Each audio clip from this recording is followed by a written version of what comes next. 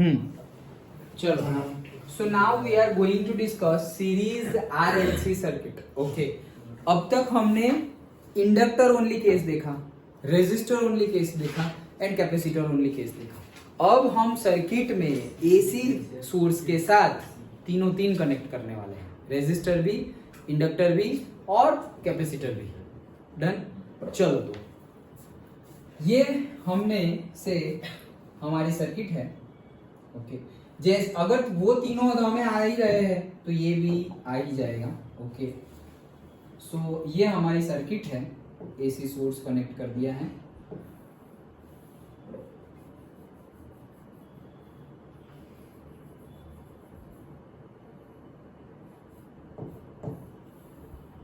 ये हमारी सर्किट है, कैपेसिटर, इंडक्टर एंड हमारा रेजिस्टर।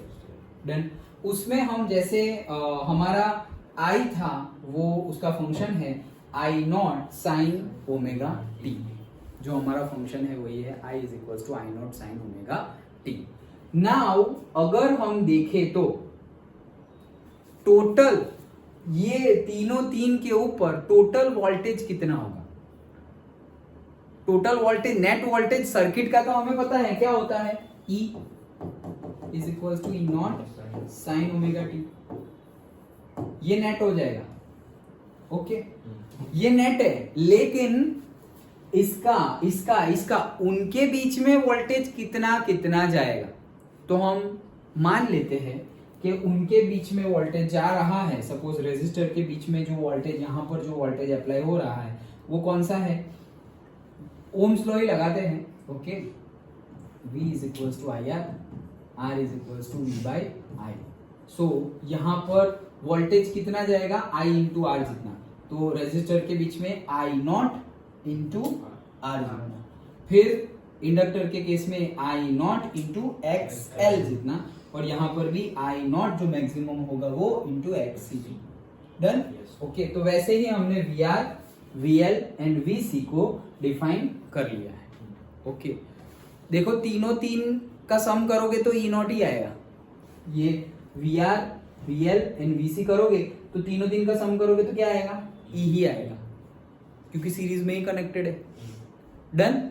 ओके, सो लेकिन हमें इंडिपेंडेंटली बताना है, इंडिविजुअली, कि इंडक्टर में कितना वोल्टेज अप्लाई हुआ है, कैपेसिटर में कितना हुआ है और रेजिस्टर में कितना हुआ है, तो वो हमने बता दिया।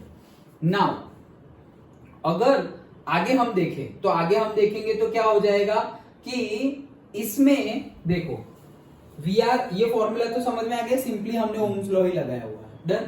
अभी अगर हम फेजर डायग्राम पे आए, ओके, करंट तो क्या है हमारा I0 साइन ओमेगा टी से जाएगा और वोल्टेज हमारा तीनों तीन में ऐसे इंडिविजुअली जाएगा। अगर हम फेजर डायग्राम की बात करें तो फेजर डायग्राम में सबसे पहले हम जो ड्रॉ कर रहे हैं वो ओमेगा टी एंगल पे ड्रॉ करते थे। ओके, ओमेगा टी एंगल पे, याद करो omega T function omega T है तो ओमेगा टी पे ड्रॉ करते थे। अगर मुझे I0 वेक्टर ड्रॉ करना हो तो मुझे कितने एंगल पे ड्रॉ करना पड़ेगा? ओमेगा टी पे। उसका मीनिंग क्या है? At T time the angle, maximum जो करंट है उसका एंगल क्या बनेगा? ओमेगा टी बनेगा, इसलिए हम I0 को वहां पर शो करते हैं। जस्ट फॉर इजीनेस के लिए, हम थोड़ा इजी करने के लिए, ये t is equal to t time पे ओमेगा टी एंगल था ना, तो हम t is equal to 0 time ले लेते हैं कि 0 टाइम पे कितना है करंट। ओके, तो t इज इक्वल टू 0 ले ले तो साइन ओमेगा टी क्या हो जाएगा? 0। साइन 0 क्या हो जाएगा? 0, खत्म हो जाएगा। ओके, तो साइन 0 0 हो गया, तो I की डायरेक्शन कौन सी हो जाएगी? सिंपली जो डायरेक्शन है वही डायरेक्शन रहेगी, कुछ भी चेंज होने वाली नहीं है। मतलब ओमेगा यहाँ कुछ वैल्यू होगी तो वो चेंज करेगी, भाई 30 होगी तो 30, 40, खत्म। अब इसमें तो क्या करेंगे, अब बैटरी देंगे। अच्छा, ओके, तो 30, 40, 50 जो भी हो, लेकिन अगर है ही नहीं तो क्या होगा? जो I की पहले से डायरेक्शन ली हुई है वही रहेगी, कोई भी एंगल चेंज होगा नहीं। तो पहले से डायरेक्शन तो हम इस डायरेक्शन में, क्योंकि वहीं से हम मानते हैं 0 वहीं पे लिया हुआ है, तो ये हमारी जो डायरेक्शन शो करेगा वो होगा हमारा से I0। डन। देखो पहले के जो कंसेप्ट थे उसी से रिलेटेड है, लेकिन थोड़े थोड़े चेंजेस है। पहला चेन तो ओमेगा टी का ही आ गया, क्या हम ओमेगा टी पर आई नॉट ड्रॉ करते थे, लेकिन हम अब आई नॉट ड्रॉ कर रहे हैं जब time t is equal to 0 for the easiness, नहीं तो बहुत कंजस्टेड हो जाएगा सब कुछ। तो वो हमने आई नॉट ड्रॉ कर लिया। अभी वो आई नॉट ड्रॉ कर लिया, उसके रिस्पेक्ट में अब हम ड्रॉ करने वाले हैं तीनों तीन वी, ये तीनों तीन वी ड्रॉ करने वाले हैं, मतलब वोल्टेज वी आर भी, वी एल भी और से वी सी भी। अगर तीनों तीन ड्रॉ करे तो जो याद करो रेजिस्टर के केस में, तो रेजिस्टर के केस में रेजिस्टर क्या करने की ट्राई करता था, it tries to make current and voltage in same phase. याद करो वहां पे फेज डिफरेंस 0 था रेजिस्टर वाले केस में, याद आया? ओके, तो फेज डिफरेंस 0 था, मतलब कि दोनों एक ही फेज में है। जैसे कि हमने देखा था ओमेगा टी सेम ही एंगल था, याद है ना? ओके, तो यहां पर भी सेम फेज में आ गया, तो ये आई नॉट, तो रेजिस्टर के केस में अगर हम देखें तो वो जो हाँ आई नॉट है वहां पर ही वी आर होगा, दोनों एक ही फेज में होंगे, इसलिए डन, ये हमें पता है। ओके, फिर सेकंड केस की बात करें हम, किसकी से सेकंड कौन सा देखा था, इंडक्टर का देखा था। तो हमने देखा था क्या कि इंडक्टर वाले केस में करंट जो है वो वोल्टेज से लैग कर रहा था या लीड कर रहा था? करंट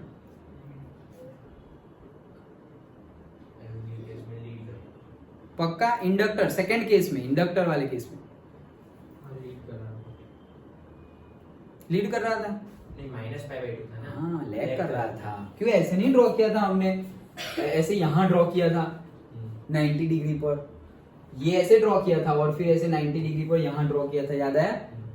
इंडक्टर वाले केस मैंने पूछा क्या, इसलिए मैंने बोला, कल भी बताया था कि क्या पूछा है वो, अभी यही केस में इंडक्टर वाले केस में मैं बोलता वोल्टेज, तो वो लीड कर रहा होता पाई बाई 2 से, लेकिन मैं करंट बोला इसलिए वो लैग कर रहा है, याद आया? ओके, सो कहने का मीनिंग क्या है कि जो करंट था वो लैग कर रहा था, करंट लैग कर रहा है तो वोल्टेज क्या करेगा, लीड करेगा। डन। ओके, सो VL इंडक्टर वाले केस में वोल्टेज, ये हमारा करंट जो आई नॉट है उसको क्या करेगा, लीड करेगा बाई पाई बाई 2। देखो थोड़ा आगे पीछे ड्रॉ कर रहे हैं, अभी मैंने जो बताया तुमने ही आंसर दिया क्या, कि अगर पहले रेजिस्टर वाले केस में तो रेजिस्टर क्या करता है, वोल्टेज और करंट को सेम फेज में रखता है, तो इसलिए हमने सेम फेज में ड्रॉ कर दिया। सेकेंड केस इंडक्टर में हमने देखा था, दिस इज वेरी इंपॉर्टेंट, हाँ तीनों में से कोई पूछा है ना पूछा है, ये थियरी और इसके वजह से न्यूमेरिकल आएंगे और आएंगे, ये चैप्टर में से लिख के ले लो, फिर चाहे वो स्कूल हो या बोर्ड हो। Very important theory and as well as numerical. Okay, वो भी इंपॉर्टेंट ही है, लेकिन वो तीनों की कंपैरिजन में ये सबसे ज्यादा। ओके, तो कहने का मीनिंग क्या है, वो तीन समझ में आ गए तो ये तो इजी लगेगा, लेकिन वो कंसेप्ट पता होने चाहिए। सो इंडक्टर के केस में करंट, पहले हम वोल्टेज ड्रॉ कर दिए थे ओमेगा टी एंगल पर ई नॉट, और फिर हमने आई नॉट ड्रॉ किया था उससे 90 डिग्री लैगिंग में। तो अगर करंट लैग कर रहा है तो वोल्टेज क्या कर रहा होगा, लीड कर रहा होगा, तो वो लीड कर रहा है बाई पाई बाई 2, तो VL हमने वहां दिखा दिया। अब थर्ड केस लेते हैं, कौन सा, कैपेसिटर वाला केस। सो कैपेसिटर वाले केस में भी हमने सबसे पहले तो ई नॉट बना दिया था एट ओमेगा टी, याद आया? फिर पाई बाई 2 एंगल आगे बनाया था हमने, क्या, करंट, याद आया? मतलब करंट लीड कर रहा है by pi by 2, current lead कर रहा है बाय पाई बाई 2, तो वोल्टेज क्या कर रहा होगा, लैग कर रहा होगा बाय पाई बाई 2। डन। तो हमारा करंट यहां पर है तो वोल्टेज क्या कर रहा होगा, लैग कर रहा होगा बाय पाई बाई 2। सिंपल। अब देखो यहाँ वोल्टेज है, ये करंट, तो करंट लीड कर रहा है ना पाई बाई 2 से, देखो सिंपल, समझ में आया? ओके, तो ये रटना नहीं है, नहीं तो स्टूडेंट क्या कर जाते हैं, भाई एक ऊपर एक नीचे ऐसे 3 बना देने हैं, अरे ऐसे 3 बना देने हैं नहीं, कैसे बनाए वो समझो। अगर यहां से मैं ऐसे VL यहां लिख दूं, VC यहां लिख दूं, या फिर यहाँ पे कुछ भी आगे पीछे करूंगा तो वो गलत हो जाएगा। हमें फेजेस को चेक करके ड्रॉ करना है फेजर डायग्राम। डन। ओके, तो ये हमने ड्रॉ कर लिया। ये ड्रॉ करने के बाद फिर से समझाऊं या समझ में आ गया? आ गया ना सबको? ओके, तो ये हमने ड्रॉ कर लिया। अब ये हमने ड्रॉ किया तो उससे अब हम निकालना चाहते हैं क्या, ई नॉट को निकालना चाहते हैं। किसको? ई नॉट को कैसे निकालें? तो ई नॉट को निकालने के लिए सबसे पहले तो मैं ये दोनों का, ये एक वेक्टर है VL और ये दूसरा वेक्टर है VC, दो वेक्टर हैं, एक ऊपर है एक नीचे है।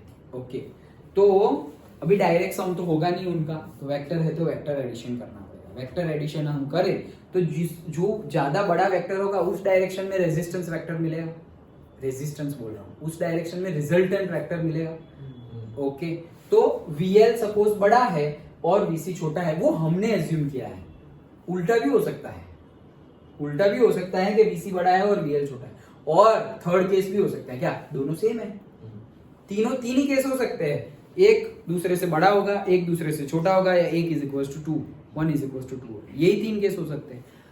तो हम पहले एक एज्यूम कर लेते हैं, फिर बाद में उसी के ऊपर से तीनों की स्टडी कर सकते हैं। तो एक हमने एज्यूम कर लिया है क्या, कि से एक्सेल ज्यादा है एक्सी से, मतलब कि हमारा इंडक्टिव रिएक्टेंस ज्यादा है कैपेसिटिव रिएक्टेंस से, तो मतलब हमारा VL जो है वो ज्यादा है VC से। डन। क्यों? क्योंकि ये क्या है, रेजिस्टेंस ही ऑफर कर रहा है ना, तो V is equal to IR है, तो V और I तो डायरेक्टली प्रोपोर्शनल है, और I और R इनवर्सली प्रोपोर्शनल। डन। तो ये ज्यादा है तो फिर VL भी ज्यादा ही होगा।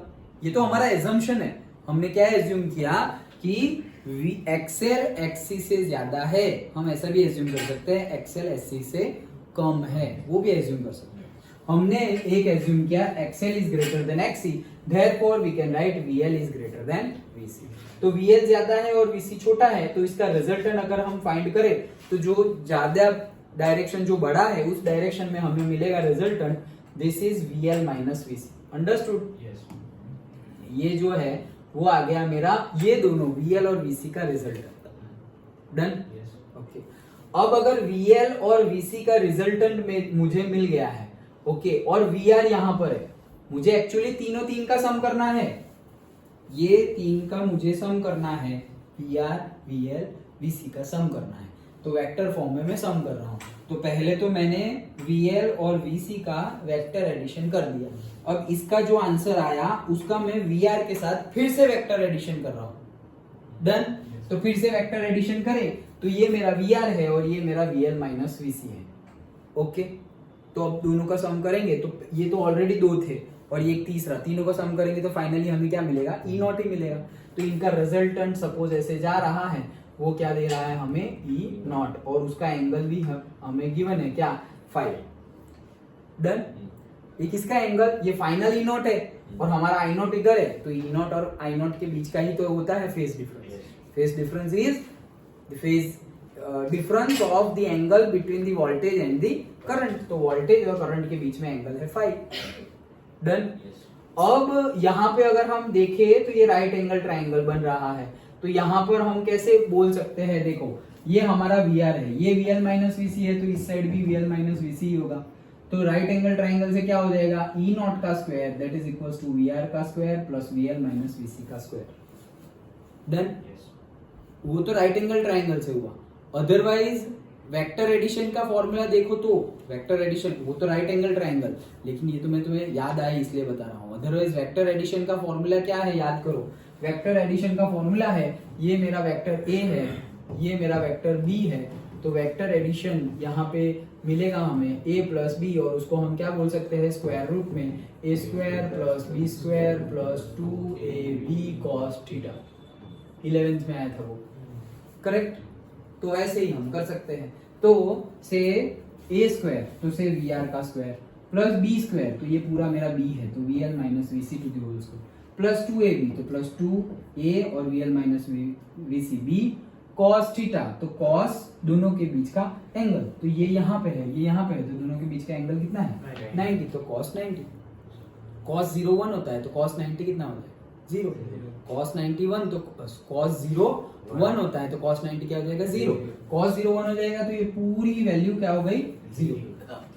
ओके, तो रहा क्या, सिर्फ E naught is equal to square root of VR square plus VL minus VC to the whole square. कई स्टूडेंट इसी को डायरेक्टली के from the Pythagoras we are getting this, ये एक्चुअली पाइथागोरस से नहीं आ रहा है। ओके, ये पाइथागोरस से नहीं आया, उनके बीच का एंगल 90 है इसलिए ऐसा आया। तो फिर इनडायरेक्टली हम ऐसा भी बोल सकते हैं कि पाइथागोरस से है। क्यों? क्योंकि cos 90 तो है और cos 90 की वैल्यू तो वहां से ये निकल ही गया ना पूरा। लेकिन पाइथागोरस भी तुम कब लगा पाए? तुम्हें पता चला गया कि ऐसा है तब। हाँ बाया वाला लखी आगे हाँ बोलो, पहले लिख देंगे। બધું ચેક કરે એટલે हाँ यस, सब कुछ ही बताएंगे, मतलब चेक करेंगे। ओके सो यहाँ पर वो एक्चुअली इवेल्युएटर को पता नहीं चलेगा कि तुमने कौन से एंगल से लिखा है जब तक तुम बोलो ना। तुमने यहाँ पे ऐसा बोल दिया पाइथागोरस, तो बोले कहाँ है भाई पाइथागोरस? रिजल्टेंट वेक्टर का फॉर्मूला है ये। Okay like that. So directly since we know that ऐसा ही लिखना है तो उसमें सब कुछ आ गया। Okay so E naught is equals to V R square plus V L minus V C to the whole square. That's it. अब वी आर का वैल्यू पुट कर दिया, ये सब कुछ क्लीन कर दे रहा हूँ। वी आर का वैल्यू पुट कर दिया, वी एल का, वी सी का, सबका वैल्यू पुट कर दिया। तो यहाँ से बाहर निकलेगा वो क्या निकलेगा? आई नॉट का स्क्वायर। यहाँ से बाहर निकलेगा वो भी आई नॉट का स्क्वायर। दोनों में से बाहर निकलेगा आई नॉट का स्क्वायर और स्क्वायर रूट से बाहर निकलेगा वो आई नॉट। तो वो हो गया I nought R square XL minus XC to the whole square. Now ये ई नॉट के नीचे चला जाएगा आई नॉट, तो यहाँ पर सिर्फ इतना रहेगा। ओके अब V इज इक्वल टू क्या है हमारा आई आर, मतलब R इज इक्वल टू क्या है V बाय आई। तो वोल्टेज बाय करंट, तो voltage by current, maximum voltage by maximum current, इसको हम बोलते हैं इम्पीडेंस। ओके तो Z is equal to impedance, और ये इम्पीडेंस क्या है? Maximum voltage and maximum current की वजह से जो रेजिस्टेंस ऑफर्ड होगा। कौन सा resistance? Offered by all, offered by inductor, resistor and capacitor, वो तीनों का हो जाएगा इम्पीडेंस। और इसीलिए उसका डायरेक्टली हमें फॉर्मूला पता है। ये वेरी वेरी इंपॉर्टेंट फॉर्मूला। यहाँ पे जो मैंने 3 किए हैं ना, this is 1, this is 2 and last one is this 3 formula बहुत ज्यादा इंपॉर्टेंट है। उसी के बेस पे ही न्यूमेरिकल हम गिनने वाले हैं। लेकिन डिराइव करने के लिए भी पूछ सकते हैं ये। ओके तो ये हमारा आ गया। नाउ अगर मुझे फेज डिफरेंस निकालना हो तो फेज डिफरेंस कैसे निकालेंगे? tan 5 मतलब क्या? Opposite by adjacent. tan का फॉर्मूला वही होता है, ऑपोजिट बाय एडजेसेंट। तो ये मेरा फाई एंगल है, तो ऑपोजिट क्या हो गया मेरा? ये। तो ये क्या है? VL माइनस VC, और एडजेसेंट क्या है मेरा? ये। तो वो क्या है? VR। तो VL minus VC upon VR। तो 5 उधर, tan उधर चला गया, तो tan इनवर्स ऑफ ये VL, VC और VR की वैल्यू पुट करोगे, अगेन आई नॉट कैंसिल हो जाएगा और वहां आ जाएगा XL minus XC divided by R। Okay तो वो हमारा tan फाई आया है। तुम फेज डिफरेंस फाई भी कैलकुलेट कर सकते हो tan इनवर्स में। ओके मैंने किया था यार, हाँ आगे के पेज पर है। ओके यहां तक का समझ में आ गया? ओके पक्का? क्या किया हमने? एक बार क्विक रिवीजन देखो, अभी आगे है, थियरी खत्म नहीं हुई। सो ये हमारा सीरीज में पूरा का पूरा हमने अब तक रेजिस्टर ओनली बोला है, फिर हमने इंडक्टर ओनली बोला और कैपेसिटर ओनली बोला। अब हम तीनों के तीनों एक ही सर्किट में ले रहे हैं विद द एसी सोर्स। वो ले लिया तो हमारा आई हो जाएगा I nought sine omega T, E हो जाएगा E nought sine omega T. That's it. अब हमारा वोल्टेज इंडिविजुअली कैसे अप्लाई होगा वो हम बात कर रहे हैं। तो रेजिस्टर के केस में वी आर अप्लाई होगा, तो वी आर होगा तो V is equal to I R, मतलब क्या? आई नॉट इंटू रेजिस्टर जो होगा वो।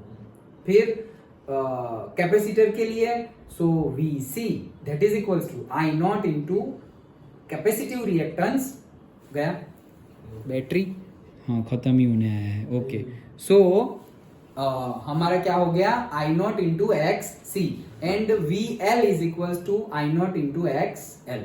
डन। फेजर डायग्राम पे आए तो हम इजी रखने के लिए सबसे पहले हम time t is equal to 0 पे ड्रॉ करते हैं, अदरवाइज तो ओमेगा t पे ही फाइंड कर सकते हैं। सो t इज इक्वल टू 0 पे हमने पहले करंट बनाया आई नॉट। ओके तो वो सीधा आ गया।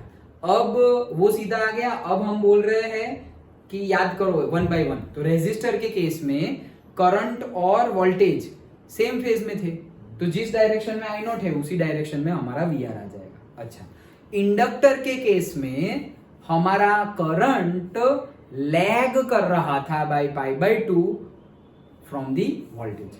वोल्टेज से करंट लैग कर रहा था पाई बाय 2 से। लैग कर रहा था मतलब वोल्टेज से पीछे है। कब? इंडक्टर के केस में। कितने एंगल से? पाई बाय 2 से। तो इसीलिए VL ऊपर ड्रॉ किया, पाई बाय 2 एंगल पीछे है हमारा करंट। ओके कैपेसिटर के केस में करंट लीड कर रहा है from the voltage bye plus pi by 2 angle. तो करंट आगे है, तो इसीलिए VC नीचे ड्रॉ किया है, तो करंट ऑलरेडी आगे हो जाए। ओके, तो ये कर लिया। तो VL, VC, VR ड्रॉ कर लिया। अब हमें ये तीनों का सम करना है, तीनों का सम वेक्टर एडिशन हम करेंगे। तो सबसे पहले तो से VL एंड VC का वेक्टर एडिशन करेंगे। जो ज्यादा होगा उसकी डायरेक्शन में होगा, क्योंकि दोनों ऑपोजिट डायरेक्शन में, तो जो ज्यादा होगा उसकी डायरेक्शन में। मान लिया हमने कि VL ज्यादा है, हमने एज्यूम किया है XL is greater than XC, therefore VL is greater than VC। तो हमें यहाँ पे मिल गया VL माइनस VC। डन। अब VL माइनस VC और VR का भी सम करना है। तो अगर हम देखें दो वेक्टर है, वेक्टर एडिशन से हम कर सकते हैं। Therefore E naught is equals to square root of a square plus b square plus 2ab cos theta वाले फॉर्मूला से। So square root of VL minus VC to the whole square plus VR square plus 2 into VL minus VC into VR cos 90। Done. cos 90 zero हो जाएगा, पूरा term गया। So therefore E naught का formula हमारा आ गया है VR square root में VR square plus VL minus VC to the whole square. VR, VL, VC की सबकी वैल्यू यहाँ से हमने पुट कर दी, I नॉट बाहर निकल गया। E naught by I naught हमारा क्या है, impedance Z, E naught by I naught, तो वो वहां पे हमने अलग से लिख दिया है। तो इम्पीडेंस का फॉर्मूला हमें मिल गया। यहाँ पे E नॉट और I नॉट के बीच में हमने अगर एंगल फाई निकाला, फेस डिफरेंस, E नॉट और I नॉट के बीच में जो एंगल है वही तो फेस डिफरेंस है, तो वो फाई निकाला, तो फाई इज इक्वल टू 10 निकालेंगे, तो 10 phi is equal to opposite by adjacent. Opposite है VL माइनस VC, ये जितना है उतना ही यहाँ रहेगा, और नीचे है VR, तो 10 phi is equal to VL minus VC upon VR। सारी वैल्यू वहां से फिर से पुट की, तो I नॉट अगेन कॉमन निकल के बाहर निकल गया और कैंसल आउट हो गया। सो क्या रह गया, XL minus XC upon XR। Therefore 5 is equal to 10 inverse of XL minus XC upon R। Done. Okay, तो ये हमारा फेज डिफरेंस तक आ गया। अब इसको डिफरेंट डिफरेंट केस में हम अप्लाई कर सकते हैं, है कुछ नहीं, वेरी इजी।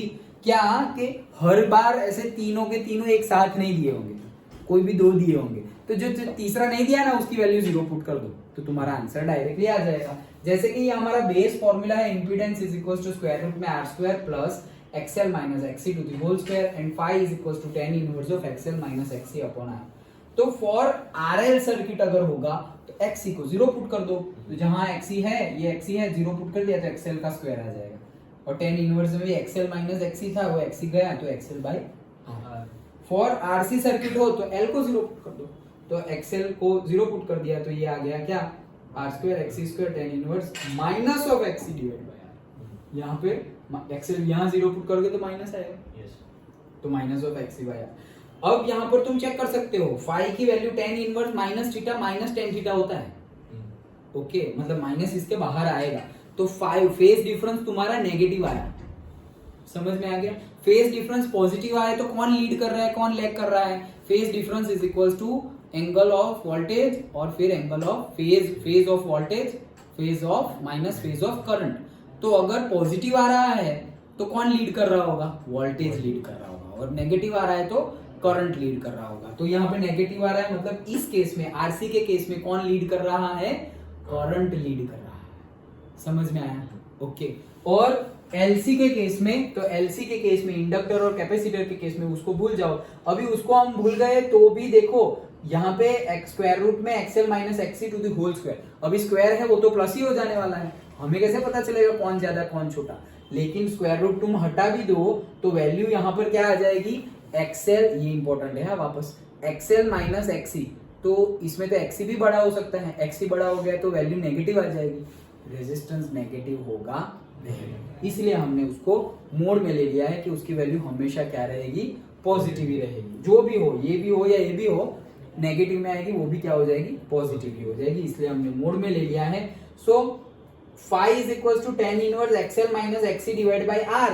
अभी आर तुमने जीरो ले लिया है क्योंकि हमारी सर्किट कौन सी है, एलसी सर्किट। आर जीरो ले लिया तो टेन इनवर्स यहाँ पे क्या आ जाएगा, इंफिनिटी आ जाएगा। याद करो 10 पाई बाई 2 इंफिनिटी होता है, 10 पाई बाई 2 इंफिनिटी होता है। क्यों? क्योंकि 10 pi by 2 is equal to what, sin pi by 2 by cos pi by 2। sin pi by 2 तो 1 होता है, तो cos पाई बाई 2 0 होता है, 1 बाई 0 क्या हो गया, इंफिनिटी। तो ये आ गया हमारा इंफिनिटी। तो पाई बाय 2 पे हमारा tan इनवर्स इंफिनिटी होता है, इसलिए फाई क्या आ गया, प्लस और माइनस पाई बाय 2। डन।